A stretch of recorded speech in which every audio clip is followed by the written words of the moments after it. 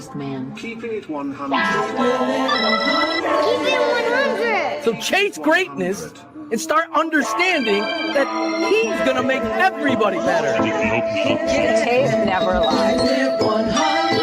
I don't want to see your tape breakdowns if you cannot show me things that are negative about a guy that's on your current team. Hashtag chase greatness. Hashtag take that. Keep it 100. Because I'll make this one more time clear. Caden Whitlow, got it. Keeping it 100. He is the best quarterback I have ever scouted on tape. The Chicago Bears select. Guess who's back? The two dudes that kept it real. Dynamic duo that you love, the smartest man at Dr. Phil. Breaking down the film, never a problem, kick it straight. Most shows focus on stats, we focus on the tape. We keep it in 100, never running east or west. We coming with that truth, cause that's what our fans expect. Cut off the fake and anchor, moving forward to be free. But don't you worry, Shane's got the dumbest tweets. It ain't no secret, Phil and Shane got some haters. But now they're mouth stuffed like the true and now and latest. Debaters, straws get kicked like Coach Tabor. Cuts had to be made, we added a barber moderator. Up and down, boys got you double checking. Sad sacks trolling like a fool drunk texting. Flexing on the truth cause you know they'll never change. Real, recognize real, that's what you get with Phil and Shane. Give me some fucking names. We have 2 fucking games. Fuck a play or a captain, all of the unfair. The tape never lies, the truth. You see, we laugh, we lie, so there's no babies like Maybelline. Straight to the truth with acumen and facts. We got a stat nerd, but he's not just giving nerd stats. Car crash, big impact like trip sack. Every Wednesday night you got the smartest man Phil back. Now we know you're smiling like a fat kid with fun dip. We're back better than ever and we keeping it 100. Keep it 100. Draft Dr. Phil and the smartest Keeping it man. 100. Keeping it 100. Keeping it 100.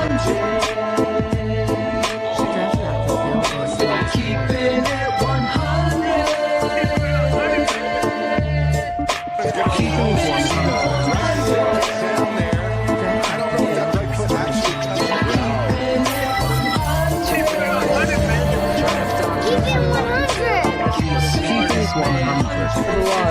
Yeah, exactly. Yo, what's good, TTNL family? It is Wednesday night, and y'all are watching the best bear show on the planet.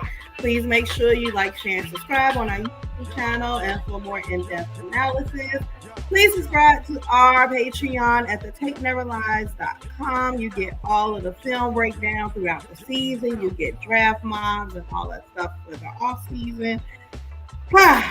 We're coming off on an L from losing to the Ravens and on to Cincinnati. So I'm sure the guys are going to get into all of that tonight. We saw 2 people press conferences. I know they're going to get into all of that. So we don't have our guys with us, but I'm going to bring in the super producer, Mr. Yvonne Vargas. Yeah, Yvonne. Oh, you went there, Sheree. All right, Yvonne Vargas. Yeah, we're filling in for these slackers because they don't want to show up on time. You know, it's taking advantage of us, Sheree. It's really what they're doing. It really is. It's just taking advantage of us. But no, the guys are running late. They got some work issues happening, so hopefully they pop in rather shortly. So, but yeah, bad loss, Sheree. I was very disappointed on Sunday. Again, you had opportunities to beat that team, and you allowed them to come in and just left the door wide open for them, and they did exactly that with good coaching and just a steady attack from both sides of the football and their part. And to me, a complete team loss. You got to go ahead and put it in the rear view mirror and move forward to Cincinnati. But again, there's just some questions you have to ask, and it's about everybody. It's not just the quarterback. I know everybody wants to jump on Caleb, but it's about everybody. Why'd you get away from the running game that was helping you win the last 4 games? Why did you just things all over the place that need to be cleaned up. The penalties in particular just kill me every single week, Sheree. It's like we're watching just the same game over and over with the penalties. And it hasn't been like, 5 and you got a couple bad ones. Like, no, it's been like double-digit penalties, and they're all bad. So I don't know what they're going to do to clean it up, but hopefully Ben has addressed it. I know the coaches have been addressing it. They've left it up to the leaders in the room. But again, we had 8 captains last year, and look at what the leaders in the room did. But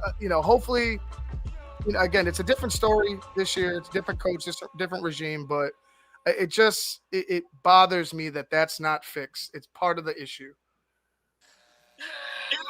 It is. It's a big part of the issue. I mean, obviously our red zone struggles, and I don't know where our defense was this week. Again, it's the pass rush is a killer. You know what I'm saying? Here goes DDP. The pass rush is a killer, especially when you're not able to, frustrate a guy like Snoop Hundley. Where if you were able to go ahead and get him rolling out of the pocket, yeah, he has some, on the run mobility and pretty decent accuracy. But again, if you limit the field and put some pressure on him, I felt like he was going to make a mistake, and they didn't do that at all. It was just like you were waiting for something, somebody to try to take over and make a play for you on defense, and it just never came. So again, they have to go ahead and figure out, first and foremost, the penalties. It's unacceptable at this point. And after that, you have to figure out, and this just for Ben Johnson, you know your identity. You already have established that identity. You're a group of fighters, right? Fighters, grinders, but you run the football first, and everything else off of that comes. It's just what it is. That's who your team is this year. I'm not saying it can't be evolved next season and beyond, but with the personnel that you have, how you're going to get this offense to work is by running the football, working off of play action, and having a good defense, having playing good enough defense to where you're not giving up 30 fucking points a game. I'll say that. Right. Let's go ahead and bring out our guy. Oh, he's munching on something, but he's always munching on something. But let's go ahead and bring him out. DDP, Draft Dr. Phil. What's up? What's going on? What are you munching on? Some Connecticut pizza. Not New Haven, but New Haven. Hustling from practice, and we're here. Oh, yeah, we're here. What are you talking about? What's going on? We're just talking about how top to bottom, I know we're wrapping up, we're moving on to Cincinnati, but just to close out last week, how frustrating it was when you had the opportunities to put a team away early. Again, take the momentum away, take the crowd away, force them to be one-dimensional. You failed at doing that. And I know everybody jumps on Caleb, and he's not without fault, but that was a top-to-bottom loss. You allowed a team that shouldn't have been in it with you to fight their way back in it and then put you away at the same time. And that's what good coaching does. And you had to give credit to John Harbaugh. He had his guys prepared. He had every answer for what Ben Johnson was trying to throw at him. And again, they need to figure out, first and foremost, it starts with the penalties. The penalties were just kill. And I know there's some bullshit ones out there, Phil. Trust me. I'm not just taking blame away from the referees, but the penalties that you control, pre-snap penalties, false starts, holding, all that shit, that is egregious at this point. It's unacceptable. And if you want to go ahead and beat better teams in the league, you can't have double-digit penalties that set you back almost 100+ yards. Yeah, the pre-snap stuff it's just a killer, especially when you have a young quarterback and you're running in this system that you're learning on the go, and everybody's trying to come together and be cohesive and build their identity. For me, those 2 first drives, you're inside the 10, you're in the red zone, and you're coming away with field goals. Yeah. Because the coach is getting ultra, gimmicky, we'll call it. Mm-hmm. Again, I heard you say it. I said it on BHL, and I said it on After Dark on CHGO with Greg. The identity of your football team has been established, and I thought that you would continue to lean on that. And I felt like he got away from that. It was disappointing that, you didn't see him continuously giving the ball to DeAndre Swift and Monin guy. And I feel like the carries with DJ Moore are just... He's not in between the tackles. They're not He's giving you anything. in between the What are you tackles. doing? DJ scares me. In between the tackles, Yeah. he doesn't. He's not a running back. You want to get him matched up on a linebacker because he's in the backfield, and you motion him out, and you kind of either do a flare route or you're getting in motion a Texas breaker right into the middle, and you isolate him on a mismatch. Then I get it, but you're running inside zone or tossed with him, and it's like he's just not that, and it's bad, to be honest. I don't know why he continues to do it. I don't see the value in it as a coach. I really don't. Like I said, the value would be what I was saying: you mismatch him and get him in there. The penalties that weren't called, and I really feel like it's not crying over spilled milk. It's the penalty of the non-face mask against 26, Mayshawn Wright. I mean, that's a backbreaker. That's the game right there. Yeah, that was the ball game. So it's like, it's got to be called. It was the call, and it's just terrible in my eyes that it got missed. I just don't know how it gets missed at this level of football with 8 refs out there. Well, what confuses me is now that they have this assist out of nowhere from New York, why aren't you assisting on non-calls? You're assisting on almost everything else from New York, it seems. Why aren't you assisting on non-calls that are clearly game-changing? I don't know. Someone should have buzzed in. I mean, they can't do it. I remember that one year they were able to challenge pass interference. I don't know what they're going to do. It just seems so... I know we have the gambling situation in the NBA coming to light. There seems to be some sort of issue in regards to some...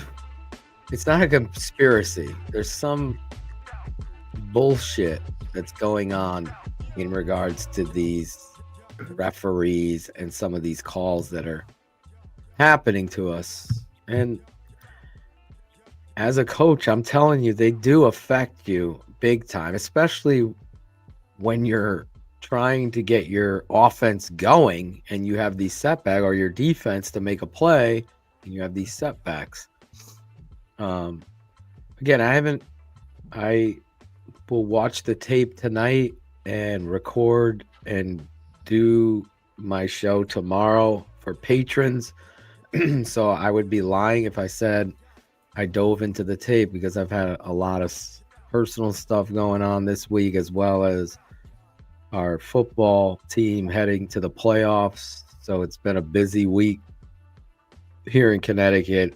But I'm going to dive into the tape tonight, into tomorrow, record the show. So I'll have a better understanding of exactly what transpired on the offensive line. I know Dahlman, via the tape copy, really took a step backwards. Again, not that he was taking a step forwards, but there was a little more inconsistency in this game from him.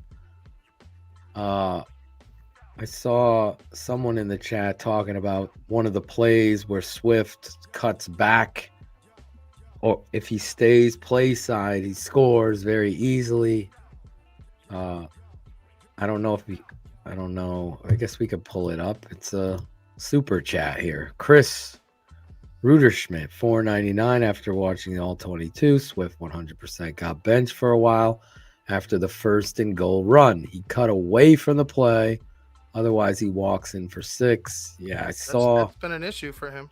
Yeah, sometimes he does try to cut back. He's got to have more patience in the alley of the play. I thought he has improved since the opening game against the Vikings, where he did some of that same shit that Chris is talking about, where he's just not being patient enough on the front side of the play. And then the last, against Washington and then again against the Saints, I thought he's been outstanding, hitting the holes, finding space, nitpicky with him in regards to some of the screen game cuts where he should cut left and he goes to the right side, but he's already gotten a big chunk. I think he can go further if he makes a right read.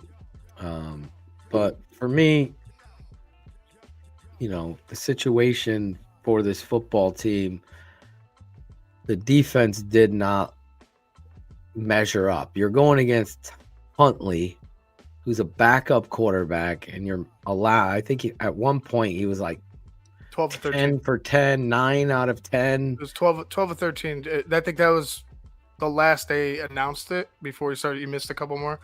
But yeah, he was efficient, to say the least. But I think part of that, Phil, and they were playing soft coverage because of their cornerback issues. I felt like they were not playing man-to-man. They didn't go ahead and jam some of these receivers. And, without a pass rush, even a guy like Tyler Huntley, who knows the offense, who's backed up Lamar for a while, he will pick you apart. He's not a world beater, but he's not a slouch either. He's an NFL quarterback, and you give him time and you give him wide open receivers, he will pick you apart, and that's exactly what he did. So I agree that we have injuries, but you're gonna have to get physical at the line of scrimmage with your cornerbacks if you want to slow some of these wide receivers down. That's probably why they signed Gardner Johnson this week to get more physical in that, regardless of the injuries, to get more physical, more aggressive in that spot. I laugh at some of these people in the chat. It's hilarious. I don't. Some people are so soft. We live in a soft world. I lost the comment. I was gonna put it up, but it's tough. There's so many going up, so it pushed it. I can't find it. And what are you gonna do? Whoever was talking about stop babying Caleb. I don't know who wrote that. I missed. There it is. Whoever did that. I don't know what you're talking about. I've never seen an average quarterback throw some of these balls that he's done. Now, you're not seeing your fantasy football touchdown scores, so Bareback Mountain here is getting himself all filled in the ass because he's all upset.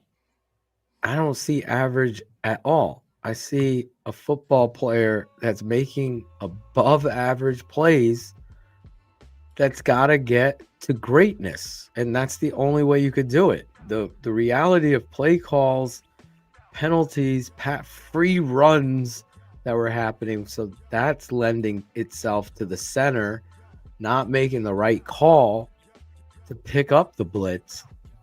This is a problem. And it's not excuses. It's just the reality of where this is. It's in its infancy. Guys like this guy are thinking, okay, we got the coach, we got the quarterback. Where is it? Where is it? Well, last I checked, they won 4 in a row. They're playing this game. And how many things went wrong in this game in regards to personnel? We talked about the identity. Running the ball, that went out the window. And Caleb threw, I don't know how many beautiful balls, bringing you inside the red zone. You got to score touchdowns.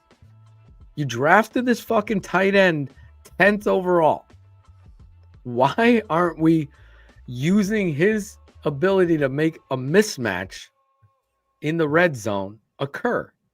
I don't get it. Mhm. And if you're butt hurt because that's the truth, then I don't know what to tell you. I think everything that we've been seeing with Caleb, like we'll say the inefficiencies, right? I think all of it's fixable. All of it's adjustable and correctable. It's a matter of time and repetition and being on the same page with your head coach and your wide receivers. And that takes a little bit of time. Now, am I saying Caleb, is perfect? No, I'm not saying he's perfect. I'm saying he's a young quarterback who has immense talent, who was greatly, and he had talent on the field, but he didn't have the people backing him up off the field, coaching wise, last season. So this season, you're seeing a guy trying to learn an actual NFL offense, right? From a head quality offensive mind. I would say before anything, allow one season with him to go through before anybody starts making these crazy assumptions. But regardless of that, it just seems like everybody wants to win the Super Bowl every week, Phil. There's no type of understanding how growth works. There's no recognition of we won 4 in a row as a team after losing 10 fucking straight, 11 straight, 12 straight, 14, whatever it was last year. Like, that's growth as a team. And you seeing growth in your quarterback. But what people expect is him to just be a superstar day one and win us the Super Bowl this season. That's how I see anybody who's overly critical of Caleb or the team itself. They expect to win the Super Bowl this season. And it's like, hey, man, you're watching a team that's incomplete with a young quarterback that's growing. What do you think they're going to do? What's going on now should have happened last year. Yes. You're a year behind, and anybody saying otherwise is completely lying to you, because this is the infancy of what it is that a young quarterback has to learn the system. It's actually NFL quality. Now, no one could debate what transpired here with Eberflus, Waldron, and what was going on last year. And neglect gets overlooked as if it didn't even happen. Okay, now the coach is here.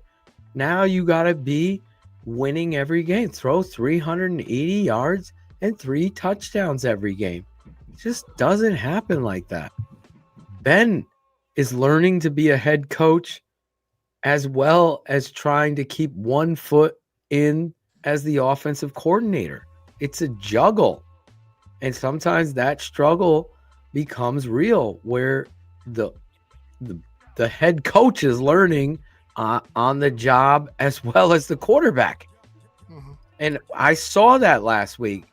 Ben got out over his skis and fumbled and fell. I think he got desperate, Phil. Yeah. He down to, and you said a young coach. He was down 10, and I felt like he got real desperate there in the second half. And it was like, and that's how he got away from his identity. Yeah, I hated the game plan. Again, I started off saying what I saw clearly. I don't look at any other person's breakdowns. I didn't listen to the radio at all. I don't have time for the minutia of bullshit. I know what I saw. Now tonight I'm going to go through the tape. If you're a patron, thetapeneverlies.com, tomorrow I'll have a full analytical breakdown of the offense, the whole line, the receivers running the routes, what's blocking, what went wrong, what went right. And accountability will be had for the quarterback. There's no sugarcoating the tape. What I see all the time is stat scouts create a narrative. They get demonstrative. They create and take whatever it is that has been a narrative from the past, and they create it even more based on their fantasy numbers. But the real story is in the offensive line, the defensive line, the lack of a pass rush, the penalties, the pre-snap penalties. Like, You're not a well-coached team with all these penalties. Let's just be honest. You have to rein it in and get these guys to stop. It's got to stop. The false starts, the twitching, the bad snaps, the missed assignments, the drops continue. Like that throw to Rome down is right on the money. You got to catch the ball, man. It's just that simple. These things have to get better. And you hope they do. You hope they do. And if you start nitpicking, I know Jonathan Hood was texting me. I wasn't listening to the show. I guess Shane was at the time. And they were talking about the 22-yard run and how he should have gone out of bounds and take a hit instead of slide. And I know Greg Braggs had made the point, and there was time. It wasn't like you're in the 30 seconds left in the half. There's time. It's like you just got a big gain. The only clock issue I had was actually DJ Moore on that amazing one-handed catch. Should've not going out of bounds there to give yourself time to get a play right, because you know what? The quarterback sneak was a touchdown. They got it wrong. Mhm. And I wouldn't have run that play. I know Ben came out and said, yeah, I shouldn't have run that play because you were against the clock. And if the officials suck like they normally do, you're taking a risk because now you got to reset, come up with the next play, and it's just too much. That's why you can't risk without a timeout going for a quarterback sneak. It's sad. And as Josh is talking, Ben Johnson and Caleb is growing together with growing pains and many miles to go. The season will be a roller coaster moving up and down. That's facts.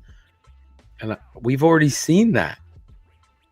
I don't think this roster is at all in the vicinity of putting a playoff run together unless Caleb carries this team with a run game. The defense has no pass rush. It's non-existent. And when you're down, being realistic, you're down. I don't even count Jaylen Johnson. I don't even know if is he ever on the team? Is he even a part of this team? Like, I have no clue what his story is. Is he playing at all this year? I don't know. No one knows. Like, I don't even count him out because they're down all their. Well, they're down Kyler Gordon, who you paid, Jaylen Johnson, who you paid. It continues. Today they signed one of my favorite players because he's such a menace to society. I like those kind of players. I know Dennis Allen has a history with him. So, yes, if you're going to ask me, I believe 100% he will be starting on Sunday for your Bears because he has a history with Dennis Allen. And clearly your corner play wasn't able to help your pass rush because you couldn't trust them to cover so you can create rush. Mm-hmm. So I don't know how they rank their personnel in regards to McLeod. What do they have? Nashawn Wright. And who was the other one starting this past Sunday? 33, I believe. Yeah, what's his Is Jones? it Jackson? Jones? Is it Jones? Ooh. I believe it's Jones. I think you're right with Jones. Was it Jones? Let's see. It wasn't Blackwell, which I wanted. Yeah, Jaylen Jones. Okay, who was here. Now he returned. He had went to Arizona.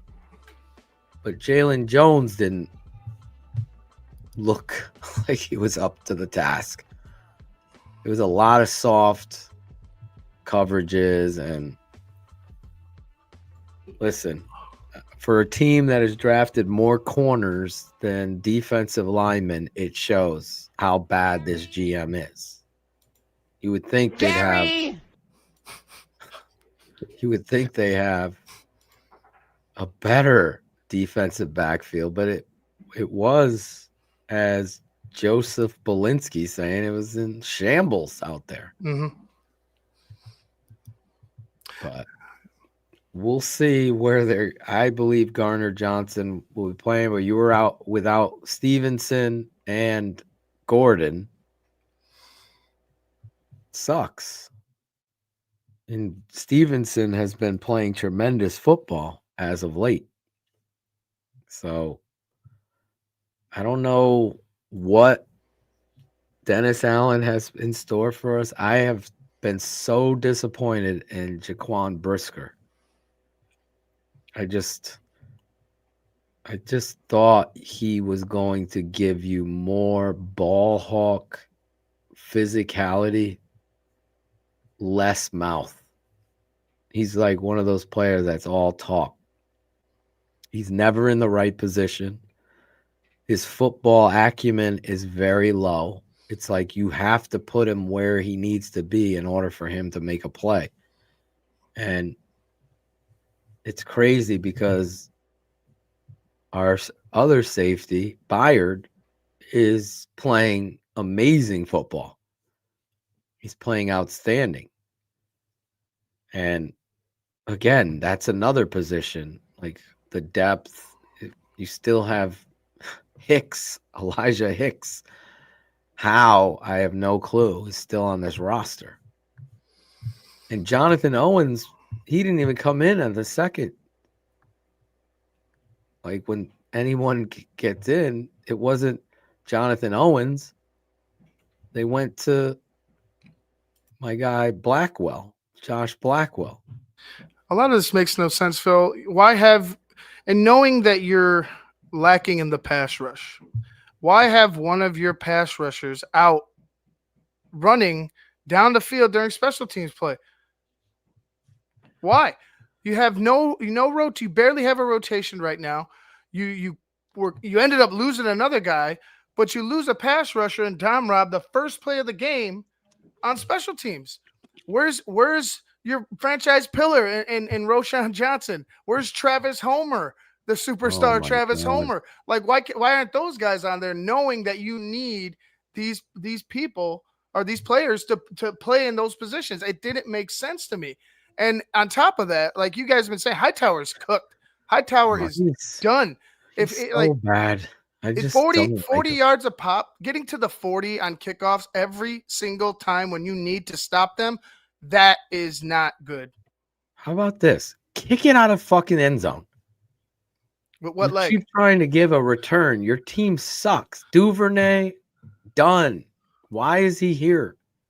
Homer, Roschon Johnson.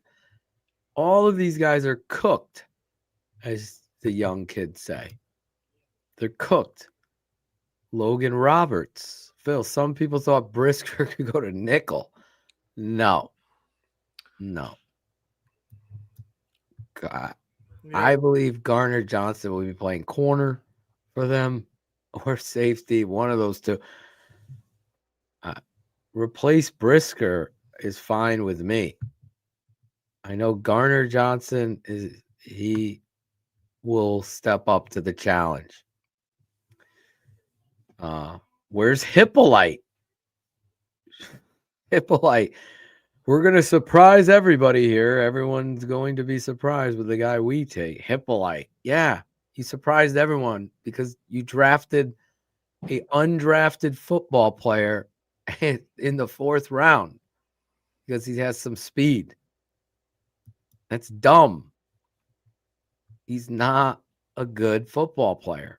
Yeah, maybe he'll become something, but he's not even playing fucking special teams for you. I'm telling you, Poles went all Oprah in that fucking war room. You get a player. You get a player. You get it. And he was just allowing guys. That's how I feel. There was just nobody stepping up and saying, should we really take this guy right here? Should we really risk a 4th round pick on a linebacker who has coverage issues? regardless of speed, and he has huge, major red flags. Should we do? I don't think that there's anybody in there, right now at least, going and doing that. The whole draft is terrible. It's just honestly, I know we've beaten a dead horse on it, but we're the only one that did right out the gate. I'm just telling you, it just didn't match up to where we saw tape in what they did. And drafting a tight end 10th when you're a fucking 4 or 5 win team, it's just arrogance and stupidity at the same time. It's that dude at the bar makes a lot of money, but looks like a fucking trash can, thinking he's picking up chicks. He ain't picking up shit. They're picking your pocket, bro. And that's what the whole fucking league did. Ryan Poles thinks he's that guy. He ain't shit. I can't believe we're attached to this. The worst GM.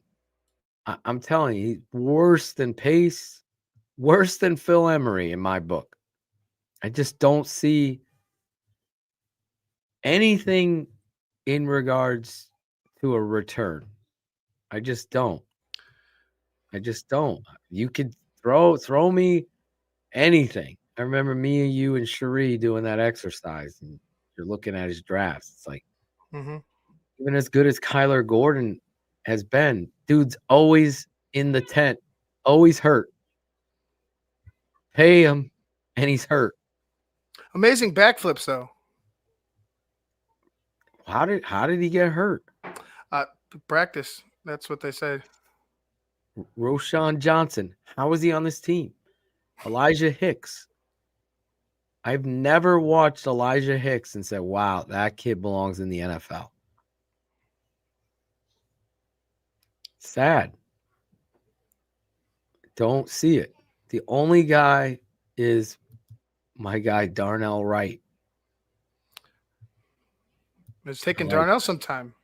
I think it's taken this coaching staff, actual quality coaches, to get him fired up and get him playing better. You can't just throw anybody out there. So that term coaching matters. You can't just put anybody out there, match them up with some players and expect them to go ahead and, groom them to success. Like, you need people that could push the right buttons. And I feel like we have that right now in this coaching staff. Obviously they have to grow, but again, 0 Pro. What was that? Was that 4 seasons? Zero Pro Bowlers. Yep. How many picks has he had in 4 seasons, Phil? It's been ridiculous. We've had plenty of time and plenty of picks to go ahead and make this team better, quality, at least on the lines, and you haven't done that. It's rough. It's hard to defend anything that Ryan Pace has done, or defend any of the criticism, because you can't. It's simple as that. You can't. He's missed too many times. I have 11 year one. No disagreement here. Yeah, year 1 was a travesty. When you look at the late trade, he kept trading down, and every player he traded back and accumulated pick for was not in the league or terrible pick. It's just like Dr. Zayas. Matt Millen drafted a few Pro Bowlers. We can't even get one. Matt Millen was awful too. But at least he got you some Pro Bowlers. Yeah, 2 wide receivers at number 1 or something like that. Right? 3. I think he went 3. Yeah, 3. He finally got one right. The Megatron. I think he drafted Megatron, if I'm right. Charles Rogers, Williams, and Mike Williams were the other. Was it Mike Williams or was it Roy Williams? No, it was Mike. No, it was Mike. See, was Dr. it Roy? Roy? It might be Roy. I'm pretty sure it was Roy Williams. Who ended up being a Bear later. Yeah. Roy Williams was a Bear. That's one of my favorite things, obviously, the draft. And it's almost like you just sit there waiting to get kicked in the nuts watching this fucking guy do his thing. The only time, obviously, was Caleb Williams. And that was easy. That was the easy pick. So what was it? Steve Roy said it was Williams? Mike. Steve said it was Mike. Yeah. I mean, I'm sure it was. Like, No, it was Charles Rogers, yeah. and he busted out. And then I thought it was Mike Williams as well from USC. Big Mike. And then you got his Megatron, I believe but it could have been Roy too. Roy was from Texas, University of Texas. Wait, it was two Williams. Charles Rogers, Roy Williams, and Mike Williams. So he busted on Mike, all three of them. Mike Williams, Roy Williams, Charles Rogers, and then Joey No. Harrington. Joey, Roy I'm going was back. drafted by Dallas, right? Roy was drafted by Dallas? No, Roy When was did drafted by Megatron Detroit. get drafted? Megatron got drafted in 2007. It was Megatron, Drew Stanton, and then they drafted a bunch of other guys that didn't do much. 2007. Was Millen the GM? Let's see. Because I thought, they finally got it right. They took this receiver. We're talking about the receiver, Roy Williams. Not Correct. There was a safety, Roy Williams, as well. He's a pretty good player. It's Dr. Zayce. Zayce or Zeus? I don't remember the whole thing. What the fuck? Irregardless. Yeah, it was Matt Millen. It was Matt Millen, offensive coordinator Mike Martz, Rod Marinelli. Rod Marinelli was the head coach. The 0-16 Detroit Lions.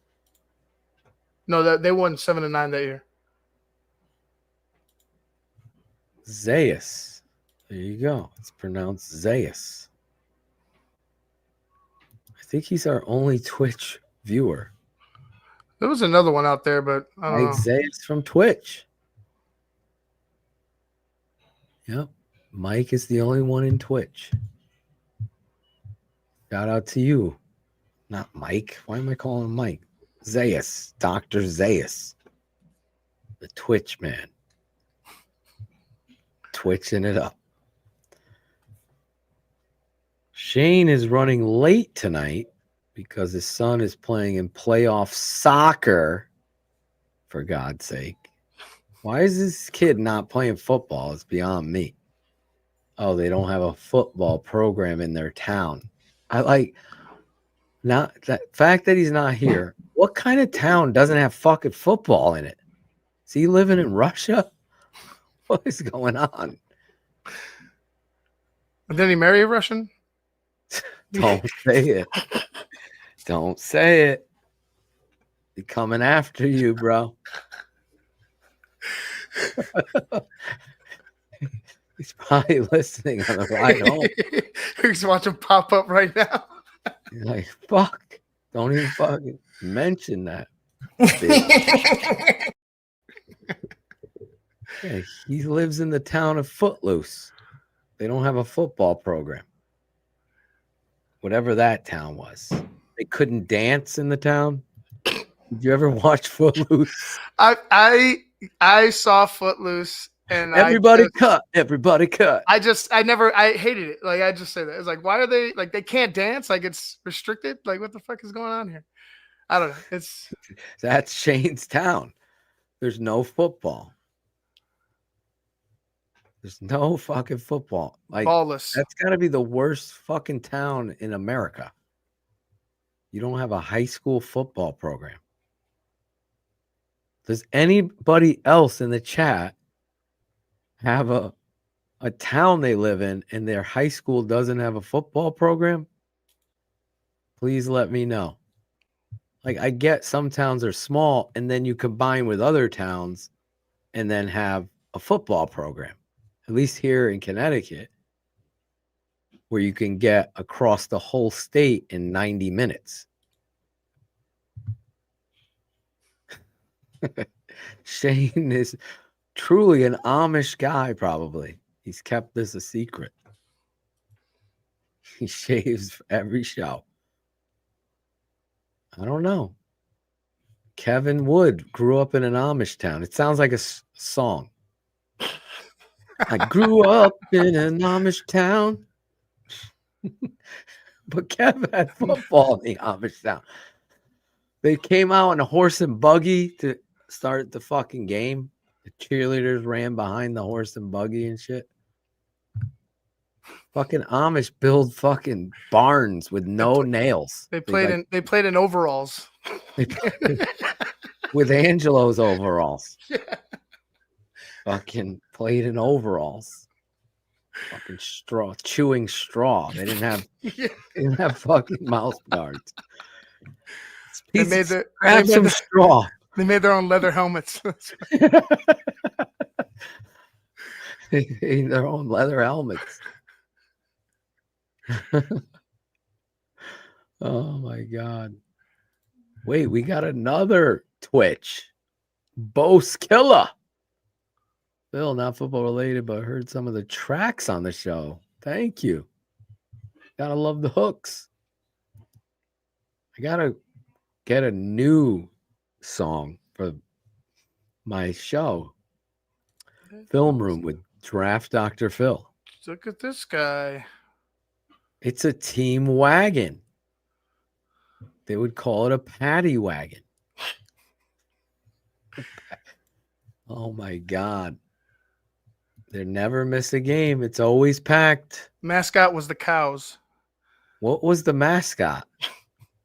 Seriously. What was the name of the town, Kevin? Barnstormers. They got to be the Barnstormers. Barnstormers. That would be dope. I went to Hofstra. We were called the Flying Dutchman. It One was of the like best names. Greatest nickname, and they changed it. Not They great. went to the Pride. I'm like, the fuck are you doing? Not great. Talk about a complete ass move. The Flying Dutchman. That was like one of the reasons why I went there. Mascot was Jesus. Oh, well. There you go. That had to win every game. Like just blowing people Touchdown out. Jesus. Hasn't helped fucking Notre Dame. I'll tell you that. And we're still at 12th. We're still 12th, you know? I'm talking about to the big game, the win. Oh, yeah. It's not over the top yet. Not over the top yet. Middlefield, Ohio. According to Kevin Wood, that is an Amish town in Ohio with a football program. Meanwhile, Shane has his son playing fucking soccer, and he's 6'5". He's taller than Shane now. Like, what did he grow? 9 inches in a year? I know a lot of women that would sign up for that.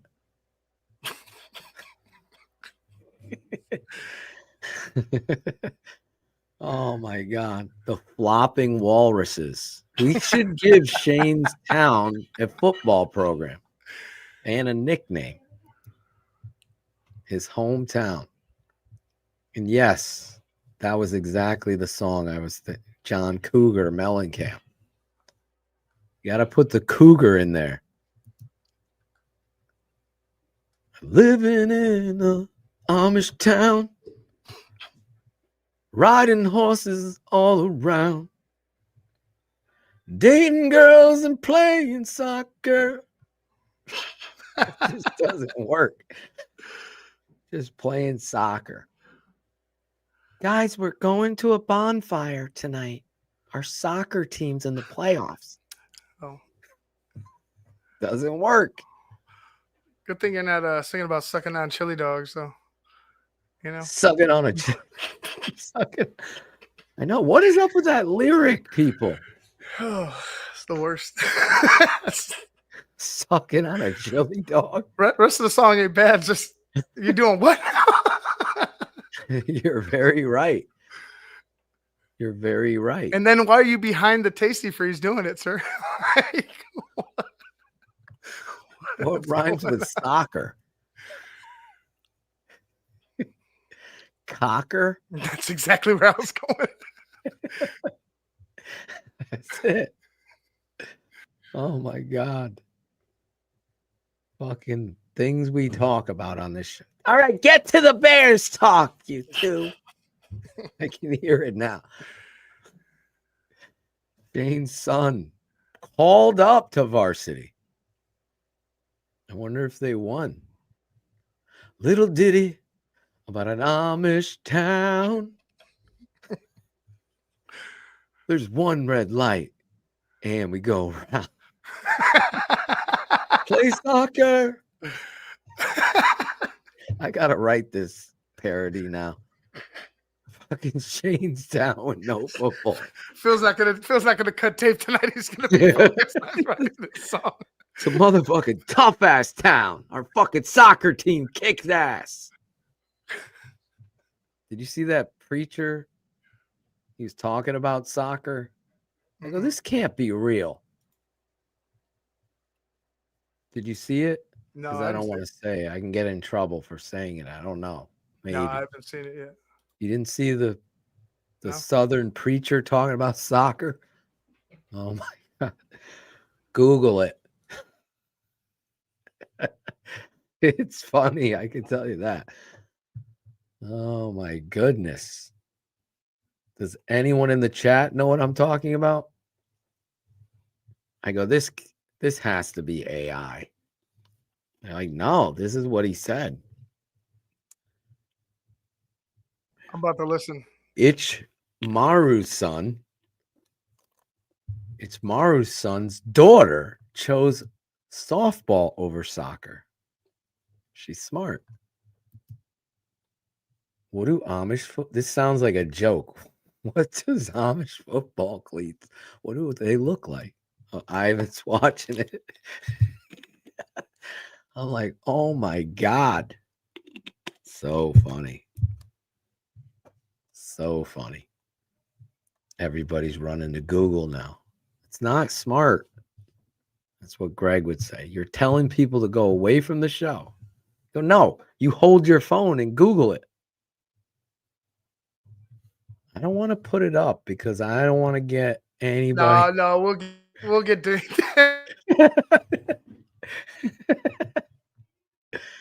Oh man. It's okay if you played soccer. I have a lot of fun. It was a big rivalry. right off the bat, it was Yeah, he comes on it real quick. He's on fire right off the bat. He's on fire, this guy. Like, holy shit. My buddy said that. So I'm sorry. But go watch it. Go watch it, guys. That's it. Can you talk about the Bengals? Yes. Flacco might not play. There you go. We're on to Cincinnati. The goal for me in this game is to find out, does Ben know his identity? Does he? Is he going to go into this game and they come out trying to establish? And you said it perfectly, Ivan. I've said it all the time. Even I got to remind myself sometimes. Establishing the run opens up everything else. Don't be in a rush to open up everything else. That's all I'm saying. And right now, your O-line was on a good pace of cohesiveness, feeling confident and comfortable, it seemed, with their combos, getting to the second level, setting the edge, pulling, I mean, it was starting to look. And then last week happens. And I'm like, what are we doing? Now, this defense Bengals have is not anything to write home about, but obviously I didn't think the Ravens were anything to write home about. So you can't even put that in regards to this league. It's disappointing. As far as the backup quarterback to Flacco is the kid they benched and traded for Flacco. So if he comes in and starts lighting you up, we might as well move to the fucking Amish town. Seriously. Right? Like, what do we... Where is the aggressiveness of your defense? I didn't like Dennis Allen's approach either. Even with your backups, Ivan, I felt like keep pressing the identity of aggressiveness that you've been establishing because you don't have the horses up front to win the pass rush game. And I know people could say whatever they want, but I'm just telling you, another pick with Turner. Now he's out for the year, tore his ACL. Mhm. Another Ryan Poles, let's draft an injured player in the second round type of fucking... It's infuriating. Infuriating. I know I'm jumping back and forth here, but I just think about what it is you're building, and everything that you've built kind of doesn't fit where it was that you need to be.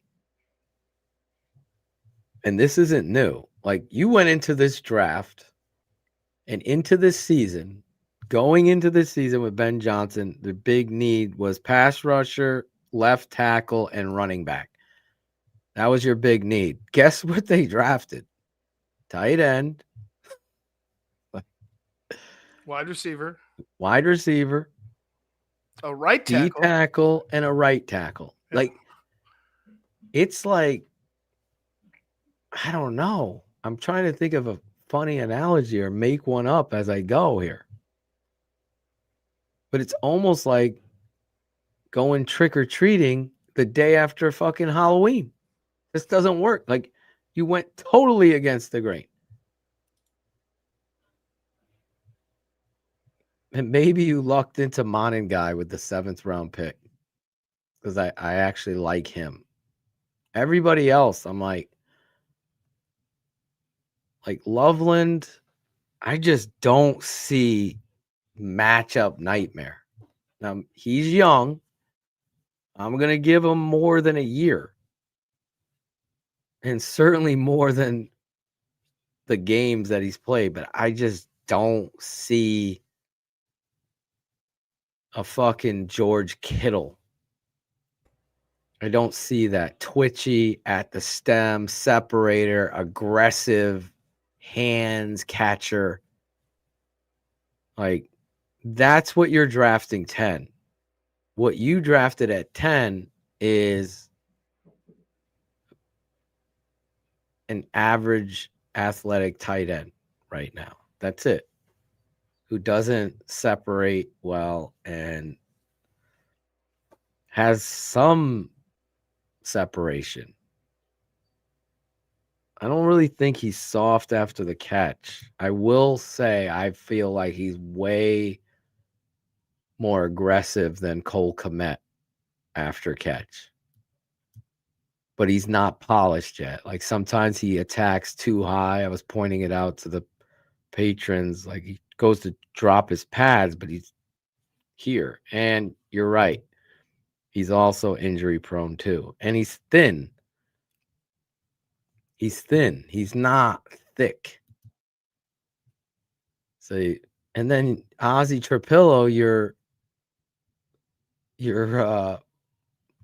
third tight end, I guess, how they were using him this week. Bring him in as another blocking tight end. These are second round picks, bro. You had 4 picks in the top 72 without trading. Guy was obviously in over his head. Honestly, you can go fuck yourself. anybody who thinks I couldn't do a better job than Ryan Poles. I'll put money on it. We could play a game next year. This is my draft. We're obviously going to get the year to see where it goes versus Ryan Poles. This is what I would do here. Boom. Versus what he does. Guy can't draft dogs. He just can't. I don't see them. Like, that's what I'm expecting out of Loveland. Imagine if they had Ursery. I know my boy Scattaboo got hurt, but Scattaboo with the Bears? You fucking kidding me? I was saying Scattaboo and Moningai. No, I wouldn't have drafted Moningai. I'm talking about my draft. I would have drafted two. Regardless, I would think we need 2 running backs. But yeah, if your draft, regardless, I mean, Scattaboo would have been perfect for us. Well, I forget who I would have drafted. I got to go back and look at my draft. Was obviously I wanted Banks, but the way it fell, I couldn't have got him. So yeah, I would have taken Michael Williams, Mike Green, Ariante Ursery, and Cam Scattaboo with those 4 picks. Right? So I went 2 pass rushing, young defensive ends. And then I would have got your left tackle. And then I would have got you a power running back, a bulldozer to offset Swift. I just would have took him in the 3rd round or whatever that pick was. Yeah, it would have been the 3rd round pick because I had 2 picks in the 2nd, 1 in the 1st. They ended up trading down. I would have I would have been happy with Judkins as well. But I was passing Judkins for Ursery. I just put a bigger premium on that. Here's a question. Phil, you think we use enough option routes? I feel like Kalen would benefit from that.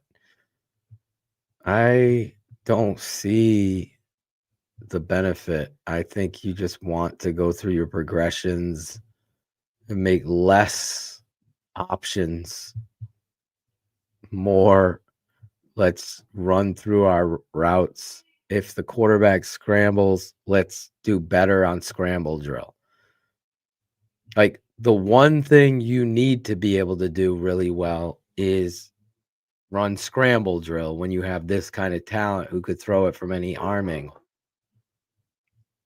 So you need to be getting better at that. And then obviously you and I would have taken Harold Fannin Jr. And that would have been my tight end choice to replace Cole Kmet. That's how confident I was in Harold Fannin. And I know you loved him as well. Oh, yeah. Who's doing a great job with the Browns. So we'll have to see how about a boot and more. I thought they did a lot of boot this game to start. That's what got you down into the red zone. They were doing a lot of boot. He was completing all those balls going down the field. I'm like, okay. And then the red zone happens. Like, I like Rome Odunze, but he does have to clean up the drops. He does have to clean up the drops.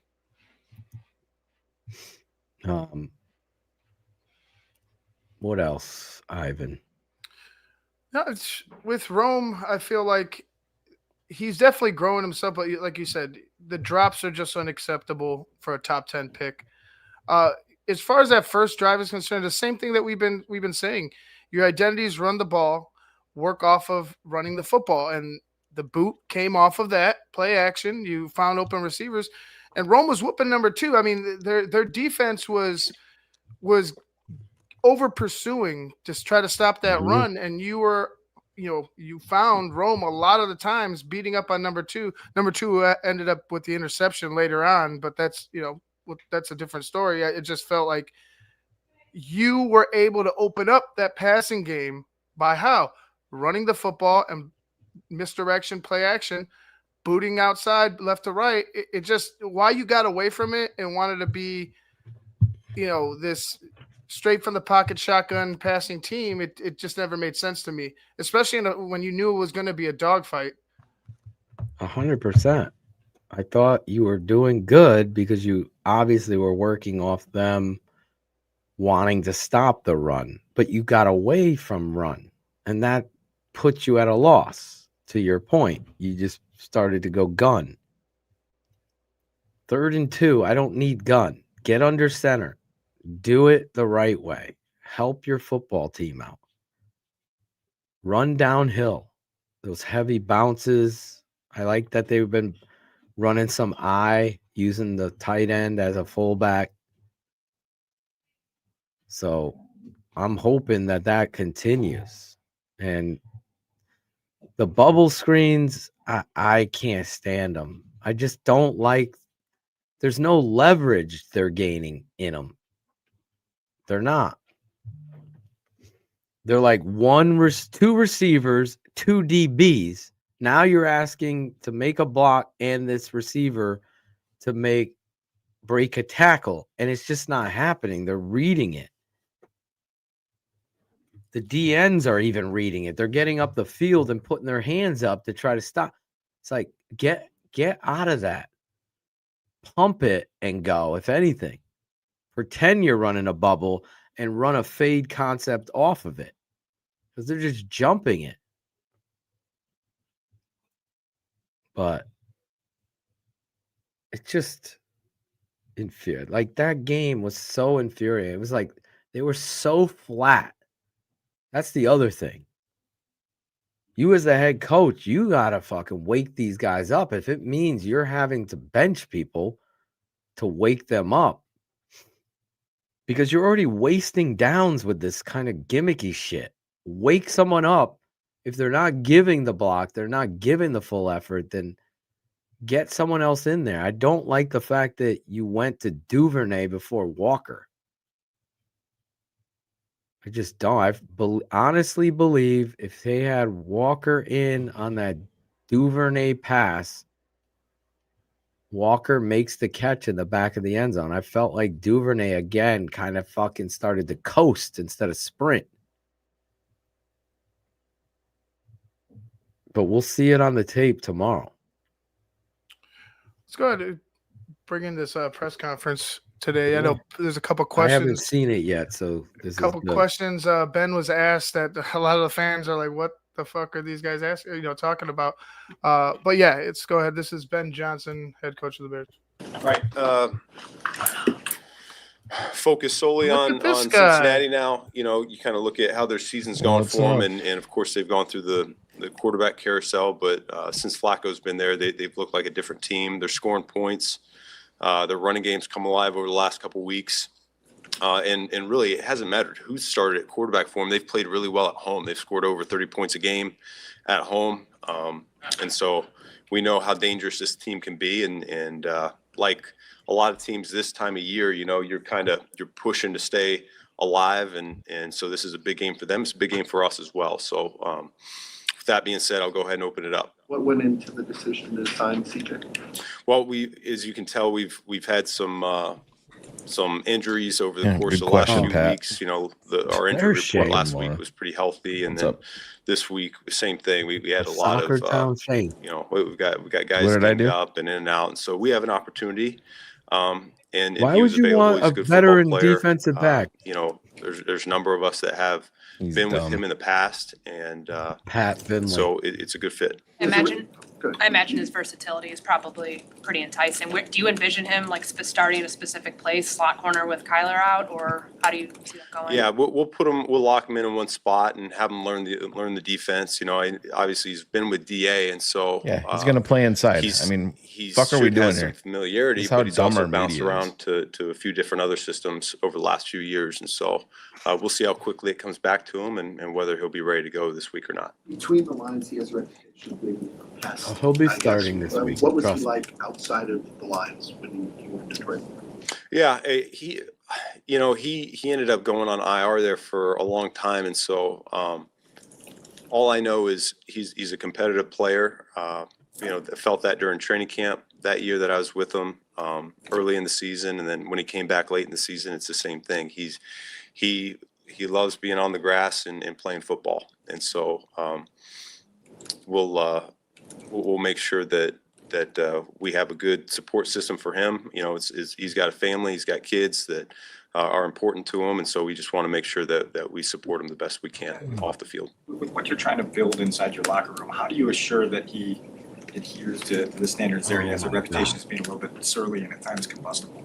Yeah, well, we've got a very strong locker room. Until they get to the Drake man a question. positive veteran influence in there. Really? I feel very strongly about They asked that Caleb. group, and nothing's more important than our locker room. Have you been paying attention to clear Drake with you. May? So and what that's he's doing? certainly first and foremost of Who any asked the decision we reporters make, asked who Caleb we bring today? in or who we let Who? go. Which one? And I and don't so know who it was. I think we're all aware of how important that is and the fit that he has with that locker room. And this Can't correlates believe to Kyler Gordon's injury. What is the realistic expectation of how long he'll be out?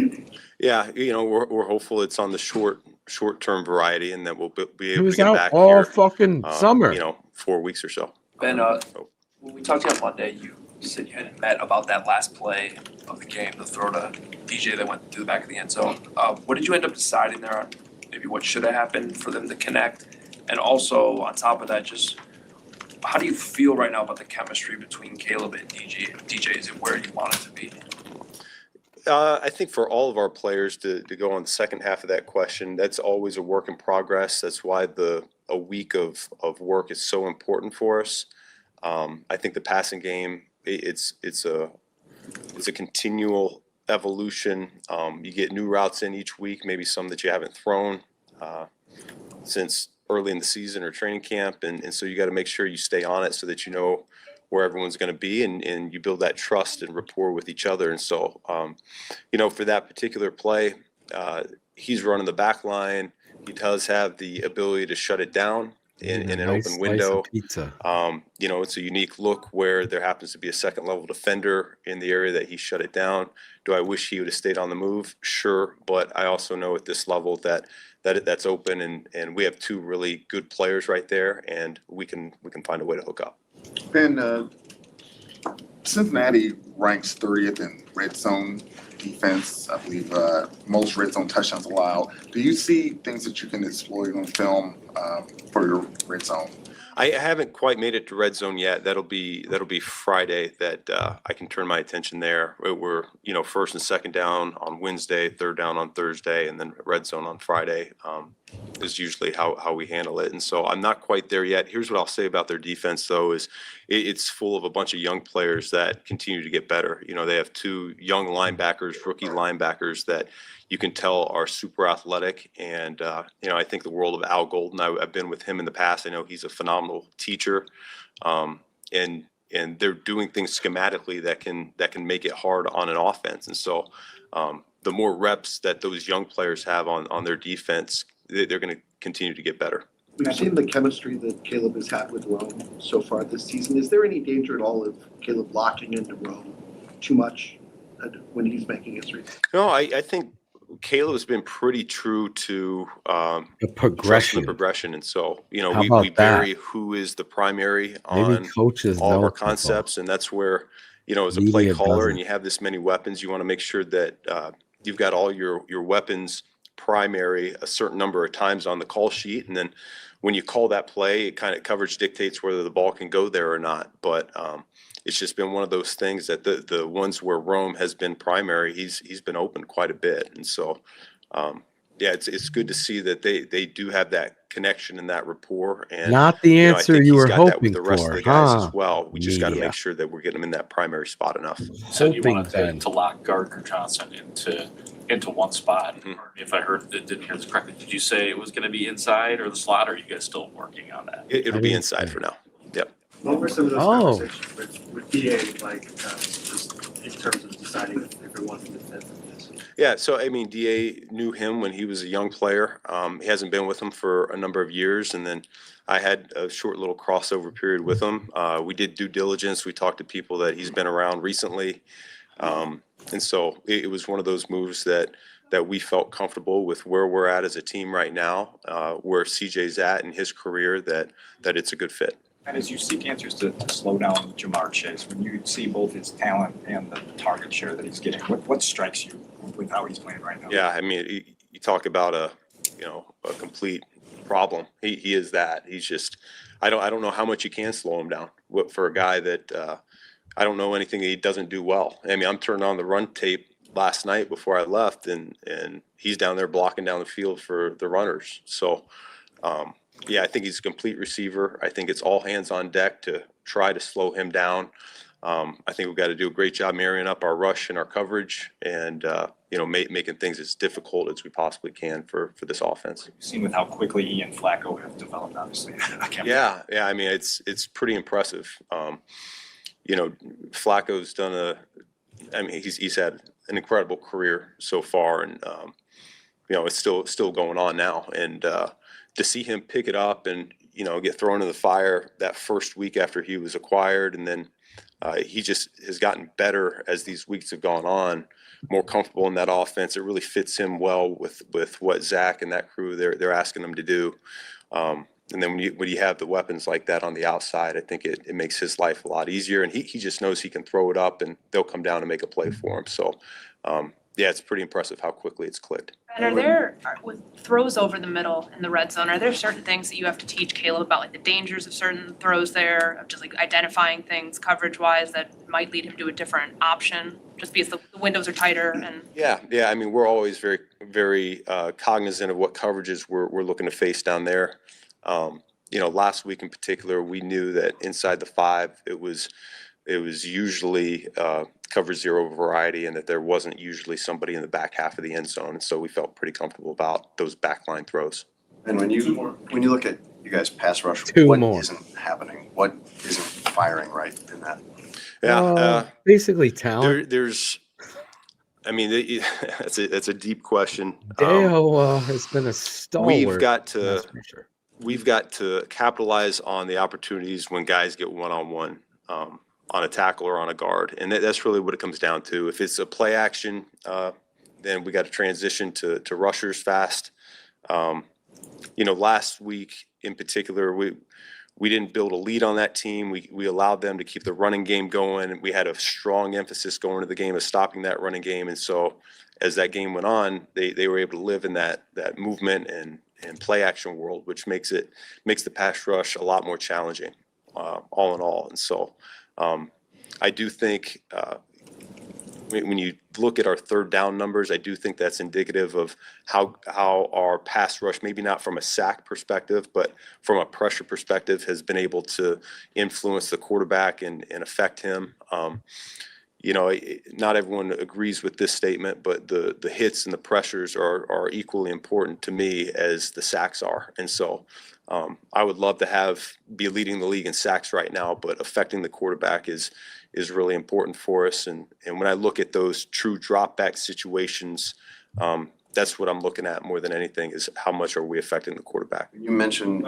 winning the one-on-ones against. How are your top 2 defensive ends, Sweat and Odengbo, doing at that? I think Sweat has started to ascend over the last few games. I'm pretty pleased with how he's playing. Dio has been really good as an interior rusher, and I thought he played a really strong game last week in the run game. It was his best game yet this season.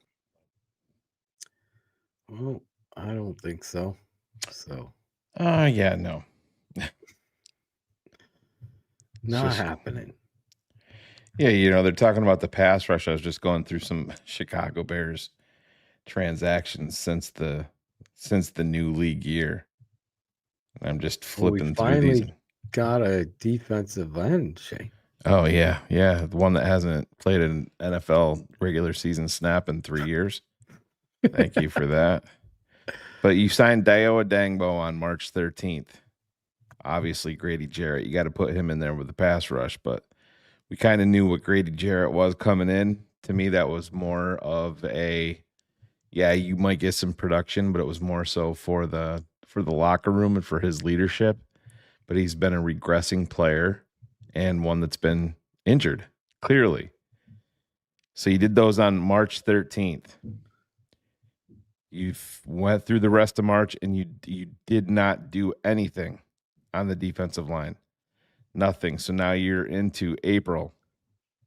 You've done nothing through the month of through April 17th.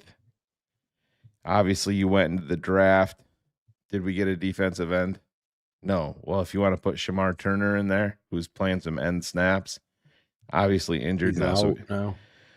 So we can add him. So then you get into some guys that they signed beyond that. Jeremy Robinson, defensive lineman, obviously not around. That is it. So now you're into through May.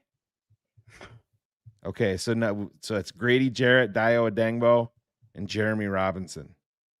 If you want to count Shamar Turner in there. So there's 4. This is how you addressed your pass rush on a team that had none of it besides Montez Sweat, who's not an elite pass rusher on any level. He's paid like one. He's just not. All right, so no transactions in June at all. Now you're into July. So your draft picks start coming in. Mm-hmm. Nothing. DBs. Case Keenum. Now you're releasing guys. There's nothing. They've done nothing. Nothing. Getting into some waiving guys, releasing players. You waive Xavier Carlton, who's injured. Jesus. But it's roster malpractice. It really is. And listen, you have to include Ben Johnson in this. Ryan Poles, Ian Cunningham, everything. And that's what's the problem with our pass rush? We've disregarded it. Yeah. That's why. Dude, we got looming Hippolyte, bro. Yeah. Yeah. I mean, we could have got the kid from Ohio State, Sawyer. He looks so sweet, in Bears shorts and t-shirt, standing on the sidelines as an inactive scratch every week. Got Roshan Johnson eating up a roster spot. It's Roshan Johnson. But I mean, you guys have heard me say it a million times. The bottom end of this roster, the Bears roster is not set. It's not good enough. There's no reason the bottom of this roster isn't being churned where you're saying, oh, this guy over here is interesting. Like Braden Swinson from LSU, the defensive end. The Bears were involved with him multiple times in the NFL draft. New England drafted him. He's sitting on New England's practice squad. He might not work out. Who gives a shit? Bring him in. Work him out. Try him out for a couple of weeks on your team. You might catch lightning in a bottle. They're doing nothing. Nothing. It just. What's Dominique Robinson's status? Like I said, I just got I can look it up. The injury report. Serious cancer, or is it? Your 4 top wide receivers were all missed. I heard everyone all missed. All right, so the injury report. You got Luther Burden, concussion, DNP. Roshan back, DNP. DJ Moore, hip, groin, DNP. Rome, heel, DNP. Wait, Roshan Johnson? Yeah, that's why he missed last game. Yeah, because of his back. Dominique Robinson, ankle, DNP, and from what I understood, it's a high ankle sprain. So that's usually like a 3 to 4 week injury. DeAndre Swift, groin, DNP. Olamide Zacchaeus, DNP, knee. Cole Kmet, back, limited. Tyreek Stevenson, limited. Ogbong Bamiga, another special teams stalwart to go along with Travis Homer and Roshan Johnson. And Ruben Hippolyte. You can just never have enough of these fucking guys that can't contribute on the fucking field, on the defensive side of the ball, because they're fucking demons. And I mean, clearly our special teams unit is What a coverage overpowering. unit. Yeah, it's terrible. Holy cow. It looks like a college football team playing against a high school team in terms of speed discrepancy. 100%, bro. It's embarrassing. The fastest guy down is your defensive end, Mr. Yeah. Hardy. Watch the tape. He outruns everybody down the field. There's a problem. It's the fucking fat coach. That's the problem. He's terrible. And yet you kept him. Hightower. Yeah, and I mean, nice guy. Terrible special teams coach. One way to look at, and I think it was Brad Biggs maybe that said it earlier today, one thing to look at, the Bears did have a bunch of players in for workouts, none of which were wide receivers. So that should be a, little shining beacon of light to let you know that none of the injuries to the wide receivers must be serious. So, but it's, I don't understand. Duvernay is still on the team. Yeah, he deserves no roster spot. None on this team. It's fine.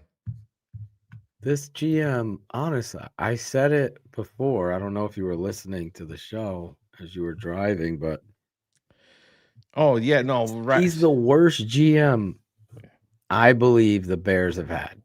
I would put Phil Emery over him. I have more trust that Phil Emery would get you some talented defensive ends, or at least trade for a dog.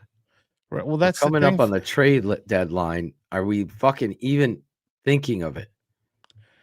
Do you have any confidence in this guy? No, I don't, because I don't think he is a forward thinker. I think Ryan Poles is the classic guy that thinks that we can get better in-house just by getting guys healthy and all of this nonsense, because that's what his blueprint points to. Philadelphia traded for John Mechie, I don't know, a couple of months ago. They just traded him again today. All right, brought him in, didn't work out. Now we're shipping him and getting something for him. They brought in got a DB and a pick swap. And again, I'm not saying that those are the type of moves that put you over the top, but Jesus Christ, you gotta do something. The Bears worked out Chauncey Gardner-Johnson like a month ago. Do you want to know why they're overlooking his issues that he's had in locker rooms in Detroit, in New Orleans, in Philadelphia 2 times, and in Houston? Do you want to know why they're overlooking them? Because they're fucking desperate. They have no corners left. That's why.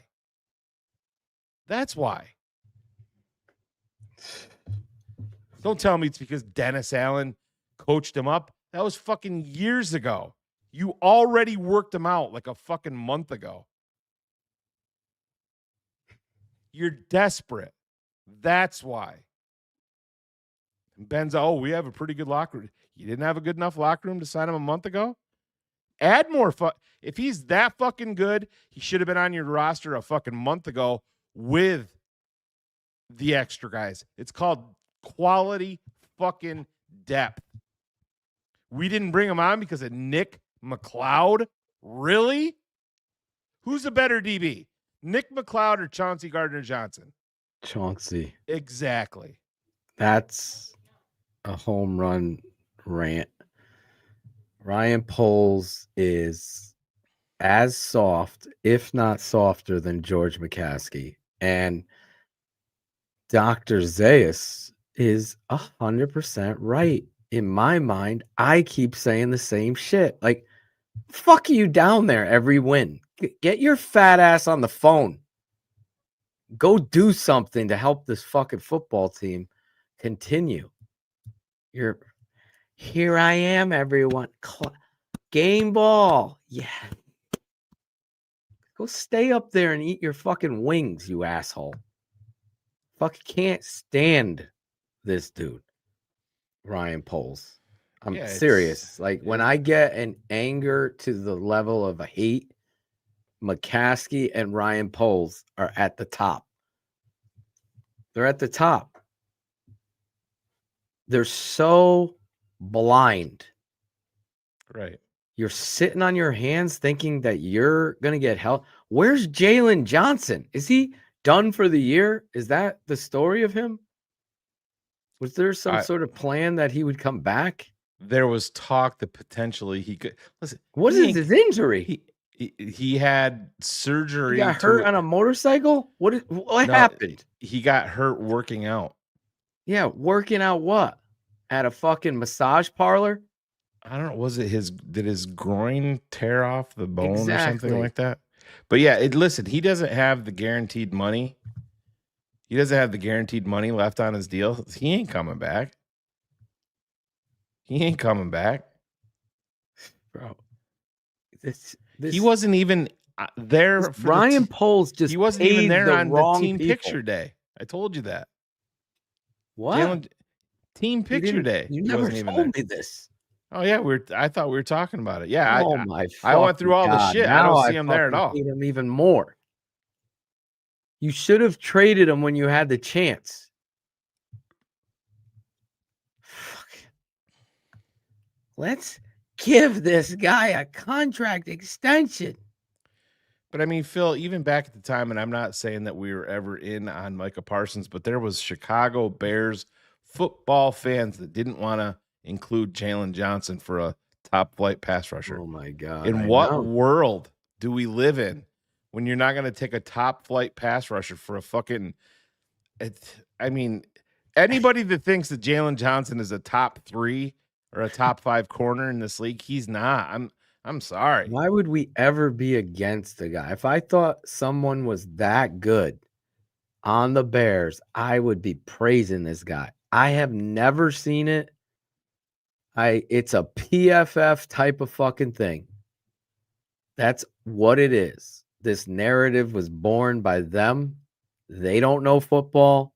They're a bunch of frauds as well. And Jaylen Johnson should have been gone. For Micah Parsons? Are you fucking kidding me? I would be fucking dancing in the street. And I'm not even saying that the Bears were involved in it. I'm just talking We don't even know because this guy doesn't have any fucking forethought. Yeah, he's not a forward thinker at all. No, your rant was 100%. It was gold because that's exactly it. He's a reactionary.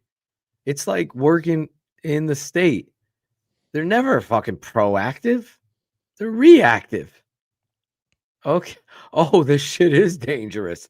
Let's now change it after someone gets hurt. You know what I'm saying? That's Ryan Poles. Oh my God, we got all these injuries. We gotta trade for somebody. Sign somebody. Yeah, I don't know if you heard me. I was like, even this goes back to pre-draft. You're looking at what do the Bears need? And it was left tackle, running back, pass rusher, number 1, probably pass rusher and left tackle. We drafted tight end. Phil, tight end was so far down my and I hate Cole. Hate is strong. I'm not a fan of Cole Kmet. Everyone knows. 4th, 5th round, I could take a tight end. 3rd round, maybe we trade down, get another pick, and I'm comfortable in the 4th. But, bro, first top 10 pick, I was talking. I'm like, this guy is not George Kittle. He's not a separator. I have not seen anything that I could say, this is an elite, wow type of guy. He's good. Now, that doesn't mean he can't get there. But right now, when you're drafting him as a 10, come on. No. And it's like I GM said, sucks, just guys. huh? This GM sucks. Yeah, he does. He does. And I mean, there's fans giving. I'll never figure out there was a guy on Twitter today that said his biggest fear, one of his big fears for the NFL season, is the Minnesota Vikings trading for Justin Fields, because Justin's going to come down and rain terror on the Bears for years to come if he gets matched up with Kevin O'Connell. I cannot understand living in that. He lives in an Amish town, Shane. Alternate reality of he lives in an Amish town. I don't know if you heard my soccer town rant for you. Did you guys win? I was at work. Oh, I thought you were dude. I talked to you yesterday on the fucking phone when I was driving to the playoff game. Did we win? I never heard. No, lost 1-0. Oh my God. Yeah, that was yesterday. No, tonight I was, dude. I had the day from. Can't even talk about it live on air. It's not crazy. Good. Yeah, well, you knew the issue that I was working with at work with. Yeah. Remember, it's too hot, so I can't work. Not me, but remember that whole issue. Yeah. Oh yeah. Back again. Oh yeah, it's fun. You put in the old 16-hour day for one person. It's great. It's great. 16 hours. We're gonna end the show at 10:30 tonight, bro. You're gonna get off. Yeah. Relax. I haven't even paid too much attention to my Dodgers getting bum rushed. Fuck baseball. Just go watch a show, Shane. Oh no, I'm beat. But yeah, no, you drink a beer. I should drink one tonight. Is that how you chill? No, like serious. Do you chill like that? Like yeah, I'm not much of a. I mean, shit, man. I think the last time I had multiple drinks. Kerry Franklin. Yeah, when I was in Chicago. Yeah. Did you enjoy the view? Did Kerry take you for the view? We were zipping around the city. I know that. Did you see the view though? Not the same one that you had, but yeah. No, it's just it's nauseating with what. I gotta get him some gummy bears. What I know that we could some gummies, some of Cars' gummies. Yeah, I did. I watched all 18. I got that's 90 part minutes of the of reason sleep. why he's fucking 90 minutes. You went back into work. Yeah, I did. For me, that baseball game would have been fucking paused. I'll see you. I'll watch it. It's the World Series, man. They're gonna lose. They're not. Toronto's gonna outplaying lose? them. Yeah, Toronto is outplaying Really? them on every level. Yeah, they're not hitting the ball at all. But they deserve to lose the way they're playing. So wow, it is what it is. Like I said, but I don't know. I don't get mad over stuff like that. I deal in reality. But yeah, no, it is. I just don't understand the Bears sitting back when you're 4-3. You're a 5-win team last year, and everything is just fucking copacetic and fucking vanilla. And we're fine. We're fine. Defensive line? We're cool. You ever heard of Jeremy Robinson? Yeah, no, me either. Well, we fucking signed him. Oh my God.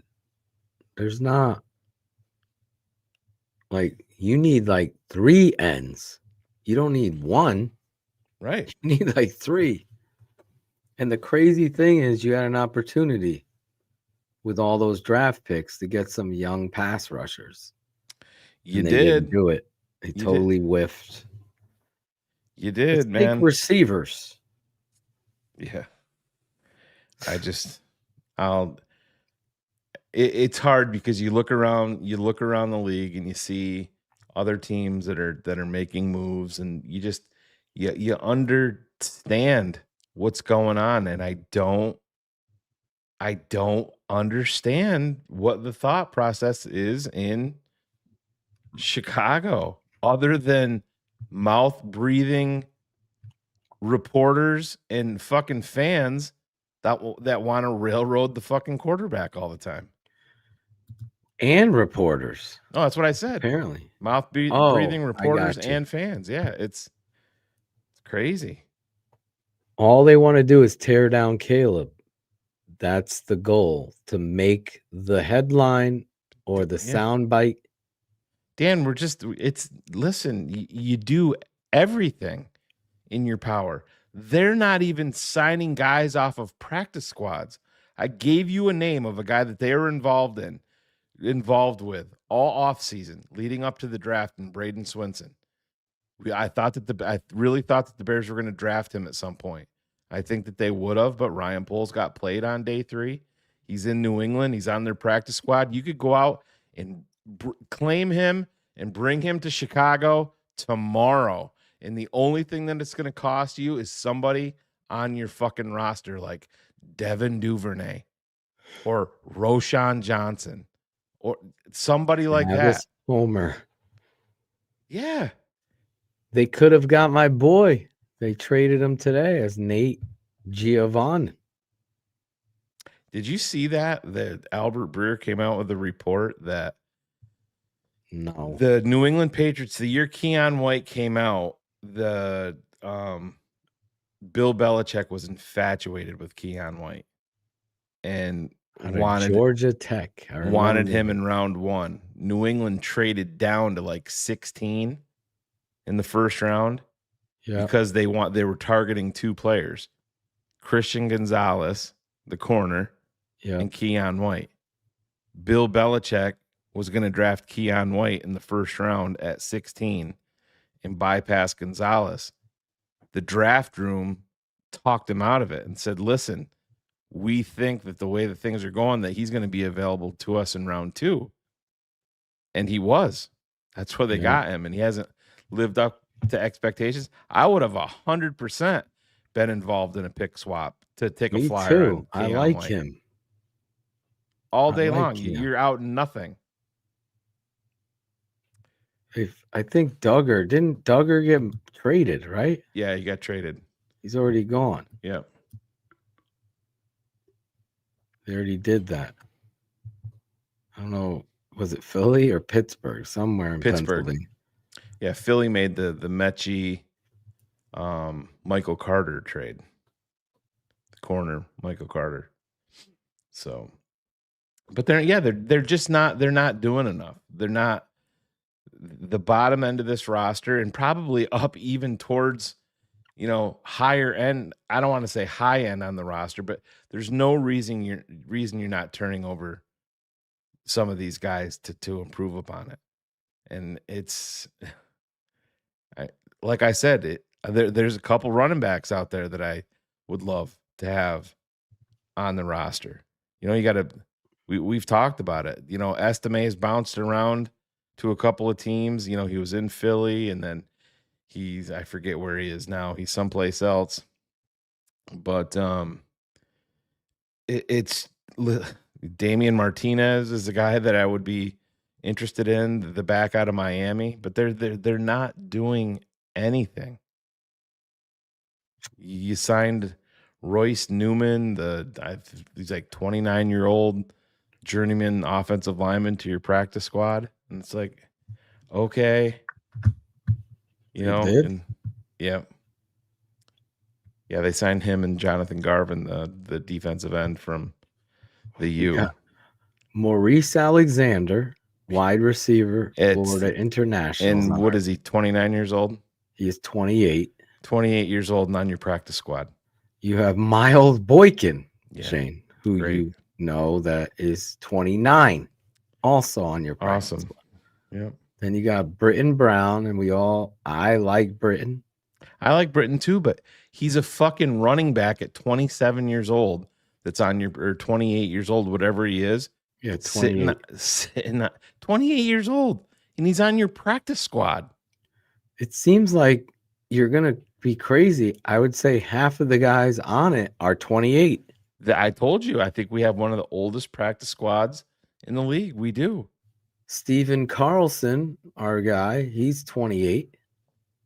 Dallas Flowers, defensive back, 6'1", 196 out of Pittsburgh State, also 28. Yeah. Jonathan Garvin, who we just signed, wearing He's number 26. 57, is 26. Hasn't played a snap in 3 years. Trey Hill, the former Georgia lineman. I didn't even know he was on our fucking practice squad, I'll be honest. I missed this signing. He is 25. Mm-hmm. This guy, I don't know the story of Mr. Nikola. Oh, the tight end. I think he's from the Russian mob. Yeah. He's 28 as well. Yeah. You always remember Jamry Chroma. Yeah. He's been around for how many years? For how many years? He's 25. He is a D lineman. Dante, not Danielle, Manning, safety from Oregon. He is 24 years old. Jordan McFadden, who I liked in the preseason. He is 25. Jake Moody. Some people think he should have been starting this weekend. Shane just talked about Royce Newman. Yeah. Mississippi offensive lineman, 28 years old. Javarius Owens, a 26-year-old defensive back from Houston, 6 foot, 200 pounds. My boy, J.P. Richardson, receiver out of TCU. Only a rookie at 23. And you got Ricky Stromberg. He is 24-year-old center from Arkansas. That's your practice squad. Yeah. Here's your injured reserve, Karan Amagaji. Is he coming back ever? No. Done for the year. Yeah. Kyler Gordon. He said 4 weeks, but Phil, I mean, my confidence level, Kyler Gordon is good. He's whatever. never coming back. He's always hurt. Deion Hankins is a rookie. I mean, if he comes back and does his stupid Spider-Man flip, I would hit him in the fucking head with a baseball bat. For real. I mean, why fucking risk Is that how he got hurt? Less? No. I wonder. No, but I mean, he's a guy that, remember he was into Lamar ballet Houston. and all of that shit. Remember and, Lamar Houston tore his ACL doing a sack dance? Yeah, and when you were down like 30. 30 point, you're down. Yeah. Jaylen Johnson, there he is. Braxton Jones, back on IR. Terrell Smith and Shamar Turner. And Amen is designated to return, Shane. Yeah, special teams fucking backup linebacker. Great. Boston College versus Notre Dame. Ryan Poles will probably be in attendance and draft about 8 BC players. That's what it looks like. Yeah, it's definitely it's hard to digest. Angelo, I have your charger and I'm coming for you. Did you see Angelo's back at Rivas, Shane? I didn't, man. I've been so He's back, Shane. busy. I did Came not. back. Did he call you to thank you for checking on him? No, he didn't. I I'm haven't gonna heard. tell him. I have not heard from him. I had to go on the Keepin It 100 fan page and bounce a guy. Bounce a few people or just one? Yeah, you're luck it, buddy. There, Dave. Oh my God. He got bounced. But, Dave Luckett. Fuck it, Luckett. yep. So, but it's, I don't know, man. Somebody in the chat just said, we're all dedicated to this team and talk about it, and you put a lot of man hours into it, and you wonder, like, what is Ryan Poles doing at 9:30 p.m. Central Time? What is he doing right now? Is he flipping through practice squads? Is he working on trades? Or is he, getting his golf clubs waxed? Or whatever the fuck they do to golf clubs. He's out for dinner, Shane. He's watching the Dodgers. Yeah, probably. They're getting fucking bum rushed. Jesus. Toronto about to be world champs when they go back to What Toronto. game is it? What game is this? Well, Yeah. after Toronto wins this, they'll be up 3-2. Oh, so it's not fuck. No, but the Dodgers don't deserve to. They're not playing good. Nobody's hitting at all. Toronto's the better team in the World Series. Post is bar none. breaking down Boston College film. Yeah, he's probably saying what tight ends are available. Yeah. And you watch. The sad This part guy about it is the worst. I told the fans, I'm like, I am drained just thinking about covering this team in the offseason because I hate the GM so much. This is how we're going to do it, Shane. And I'm sharing it now because other people will just steal it and copy us. Me and Shane versus Ryan Poles. So we do the draft. Yeah, I wouldn't even need help. That's it. I have so much confidence that my draft, without the $1 billion instruments that you're awarded and access, I will beat Ryan Poles. Without it, he has all the fucking. He's got the medical stuff. He's got meet and greets. He's got 30 visits. He's got all of it. A jet. Well, maybe not a jet. A rent-a-jet. He can go to these games. I know Shane and myself will beat him. So 2 will beat him. We'll probably have different drafts. And he's got a fucking job with the Bears. Yeah. My God. And an extension from a fucking Pop Warner ref owner. Christopher Brown, $1.99. My high school were the Dutchmen. Udenshoe as the mascot. Udenshoe as the mascot. Udenshoe. Mike Anderson, the Lions drafted Hutchinson and just signed him long term. Yeah, I saw that today. Signed him to a big deal. Defensive end. That's Gross. an actual pillar piece. Yeah. Isaac Man, $23.10. Do you think CJ's attitude will help bring tenacity and aggressiveness to your defense, or will be detrimental to a first-year staff? I personally think we need a fuck you kind of guy. Love y'all. And you're about to find out. I'm with you. I want somebody like this on my team. Yeah, you need a guy that doesn't give a fuck, but you also gotta produce. And I just don't think the Bears are gonna give him much slack at all. I mean, I think he's literally gonna be a one shot and done guy, and probably if he gets released from Chicago, he's probably done. Yeah, in the league at this point, because I still think, what is he, 28?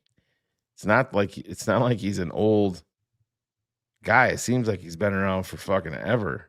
But can you? I just thought of something. Can you get the old drop back of? I did. I chose him. Yeah, I have it. Yeah. For next show. Yeah, we'll have to bring it out. Yeah, I did. I chose him. Ben Hooper, $1.99. To me, Rome has been average. Too many drops. And that's the thing. And listen, I'm a Rome Odunze fan. But if you want to be hypercritical of absolutely everything with Caleb Williams, Rome Odunze was you have a top 10 quarterback. You have a top 10 offensive tackle. You have a top 10 wide receiver. You have a top 10 tight end.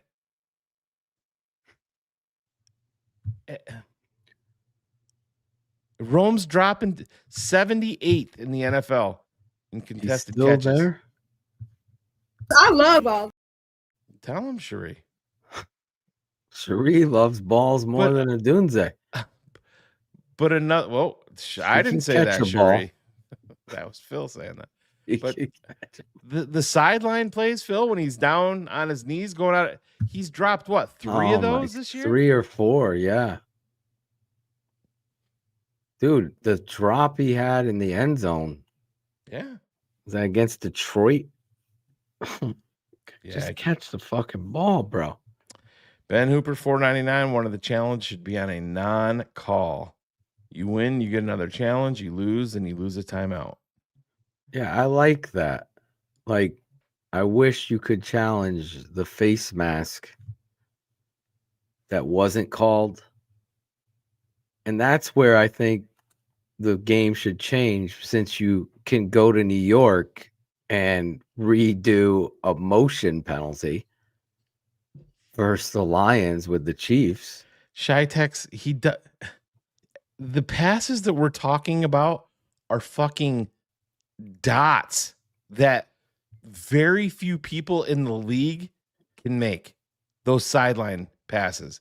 You have guys in the NFL that are even saying it. That it's gotta catch it. Filthy. It has nothing to do with taking RPM. If he takes RPMs off, the balls, he's doing exactly what he's supposed to do. It's not anything to do with him throwing it too hard. Rome is not catching the fucking football. He's more worried about his fucking afro. Bring Bayless back. He just got signed to Did he? The Seahawks practice squad, I think, today or maybe yesterday. Holy shit. Do you want to do predictions now and get out of here? I'm tired. Yeah. Sounds good. The Chicago Bears versus Cincinnati Bengals. If I'm going to root for a team, I want to give it all I Next got. play. Pass. There was no rhyme or reason. Drove down the field. Mr. Montgomery breaks a huge run. If he scores on the run, you don't got to worry. But you do got to worry because he gets tackled at the freaking 15. There was no rhyme or Next play, shotgun. Phil, could you hear me? This is your dad speaking. Can you hear me?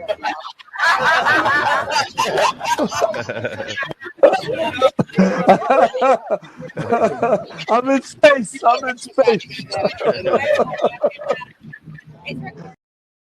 He's in space, Shane. He's in space. How many years ago is that now? The drop. That was Cherie's wall. That was 2022, maybe? 2022. Holy shit. 3 years ago. Cherie, go like this. Raise your arms out wide. Why? Oh, okay. If you had white sleeves, you would look like you had no arms. Because you blended right into the background of the wall on the video. It was cute. I gotta get Cherie a flag. How you doing? I'm hanging in there. You getting those checks yet? No. Oh no. Still not receiving a paycheck. The old government shutdown. Yeah, crazy. How come they don't shut down the mail, Shane? They never do. I mean, even with COVID and all that. Shutdown. Jane's still fucking riding the horse and buggy in the fucking. Oh, I'm still having to go to work too. Yeah. At least Shane's getting paid. Yeah, at least one of us is. Yeah, I do get paid. I do. There he is. Ivan Vargas is back. Oh, that was Dave. That was Dave Luckett's. That was Dave Luckett told me that I don't know, what did he say? Something about me being a loser. He goes, I'm sitting in the end zone watching a Bears game and you're sitting in your mom's basement. So I'm sitting in my basement. Oh. Sitting in his own basement. Sit in my own basement. And I said, yeah, maybe someday I'll be lucky enough to watch a Bears game live. Yeah, maybe I'll make it someday, Dave. If I could make it there, I'd make it. So I do have a anywhere. message for you, Shane. Yeah. Yes. It's from my mother. Okay. What did I do? Is it bad? It's bad. Don't shave. She wants your beard back. I knew it. Yeah. Well, you know why I'm shaving. I told her why you do I got it up. Yeah. She said, "What's pissing you off?" Yeah. Yeah. I don't know if I can make your mom happy. We got a bigger strip. She said you look so much more handsome with your beard. Yeah. Well, tell her. Take some notes from the ladies, bro. You're on Take the some market. notes from the ladies. That's right. Back on I the did hear market, my. ladies. Yeah. Riley did text me and he says, "Why is Phil saying that I'm 6'5"?" 'Cause aren't you 6'4"? No. No. Riley's to Phil, everybody's 6'5". Everybody's 6'4". 6'7". When I took Riley to his appointment, he's 6'1" and 7/8. Riley is 6'1"? Yeah. Oh yeah. 1 and 7/8. Oh my god. Oh, he was at the 6'5" level. Oh, nope. But he's only 14. That's crazy. Yep. He's no Shaq. No, he's definitely not. Different color and everything.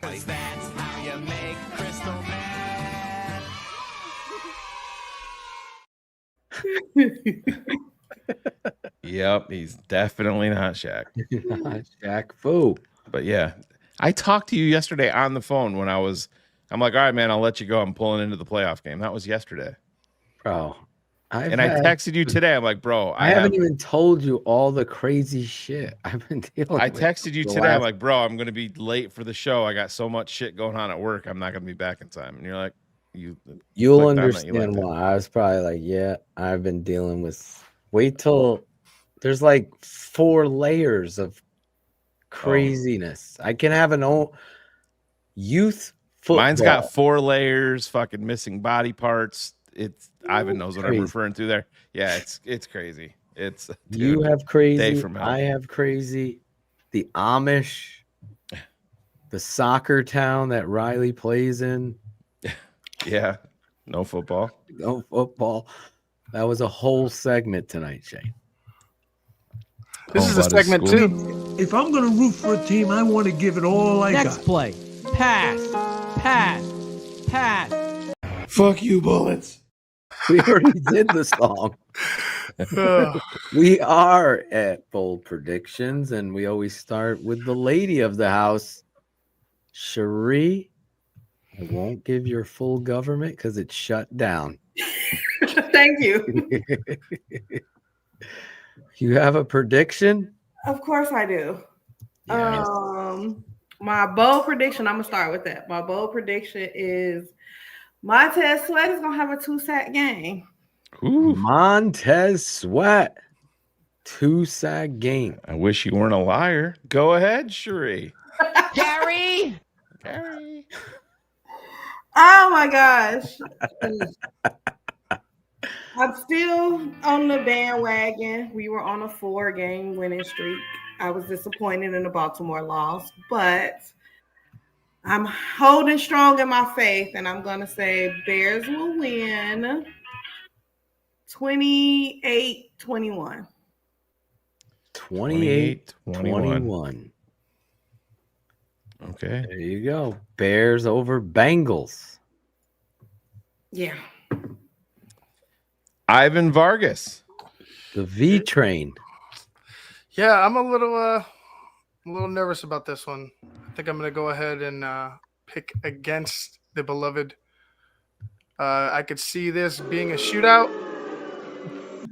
but those cornerbacks, regardless of you signing Gardner Johnson, they make me nervous. And the way that Allen plays his defense, especially last week when we saw it, if this is going to be the thing where you're playing soft with these cornerbacks, there's going to be a lot of wide receivers open.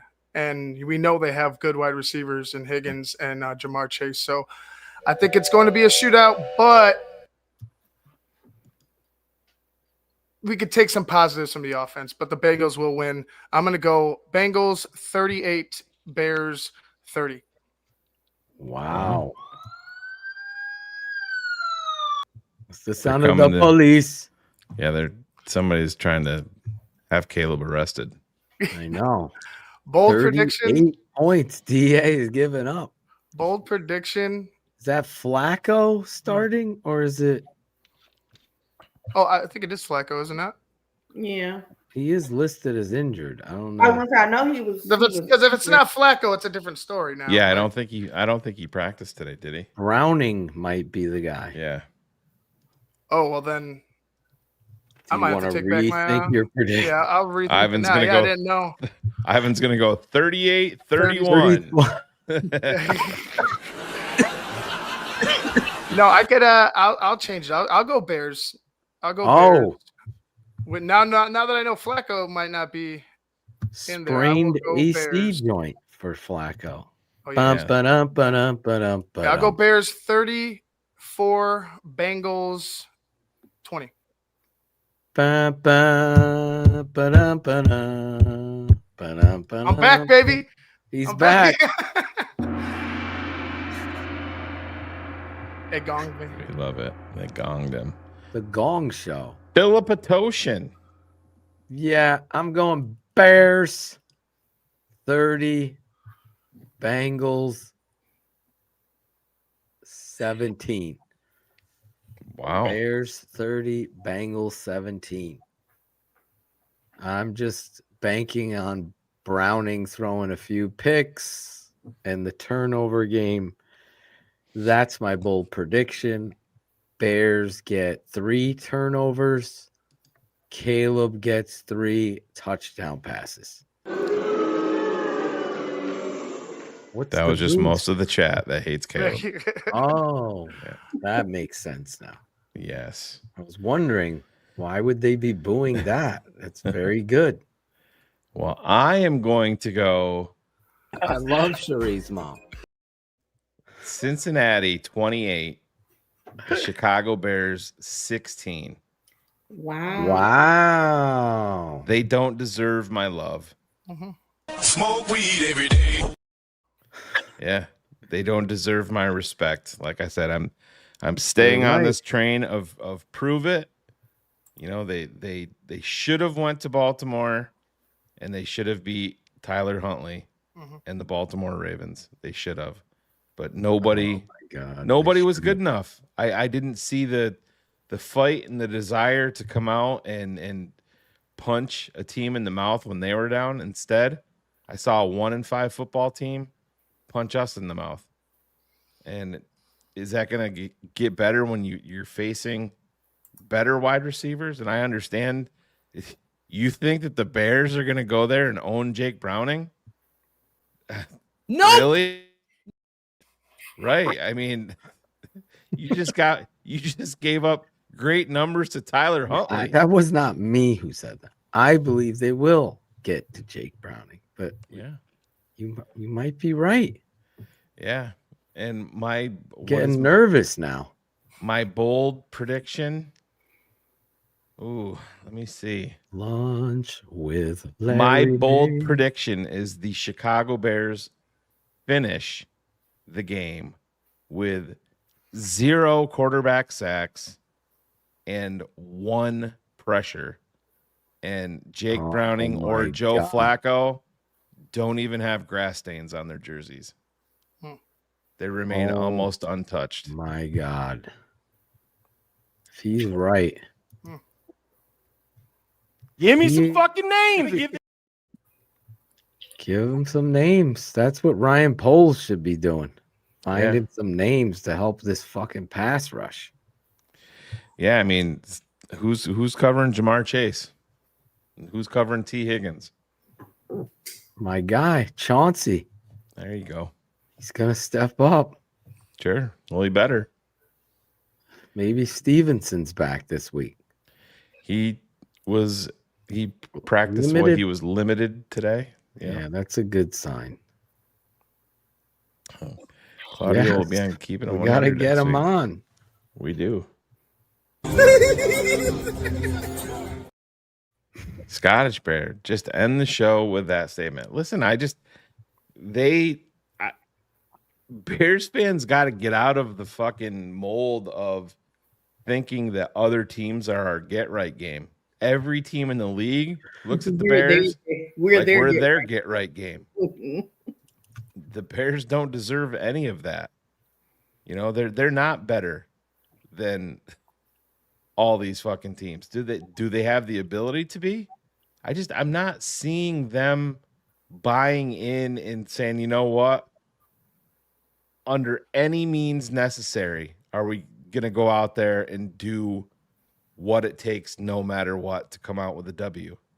I don't see the fight, and we have to win. We have to scratch and crawl and grab and all of that to get the dub. I just don't see it. Not good enough. Dr. Zayas believes in the Bears. Wait, all of So our is Terry receivers, Franklin. Huh? all of our receivers are injured. They all said they wanted to take a break today. Yeah, they didn't practice today, but they didn't work out any wide receivers, so it's kind of implied that they're just giving them extra time to get, rest boy, for the game. Ja'Day Walker and JP Richardson going to be out there running routes. We'll see. JP's too young for our practice squad. He's the youngest one on it. Yeah.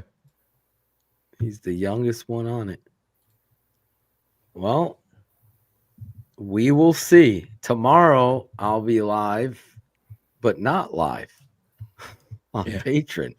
Live, but breaking it down like nobody else. Sign up, become a patron today. TheTapeNeverLies.com. We'll be back live covering the Bears on Sunday on Bears Hour Live, our post-game show. Hopefully Shane will be wrong and apologizing. I have no problem apologizing. I hope I'm wrong. I just don't listen. I hopefully they come out. The offense is settled down. There's no pre-snap penalties, no bullshit calls. You stick to the running game. Let Caleb hit some guys over the top off action, and we go there. We get some balls to the tight end that you drafted in the top 10. You get Luther Burden involved a little bit more. You move DJ back to wide receiver full time. That'd be nice. That would be smart, Shane. Yeah, it would be. But what the fuck do I know? I'm not smart. We know, Greg. Greg, we know. We know. Well, that about wraps it up, Shane. Is there any special way you wanted to end this show tonight? Well, I guess I don't have anything off the top of my head. So we have this guy. I'm just a fan. I'm not a football evaluator. Is that Do you know the Muffin Man? The Muffin Man? The Muffin Man.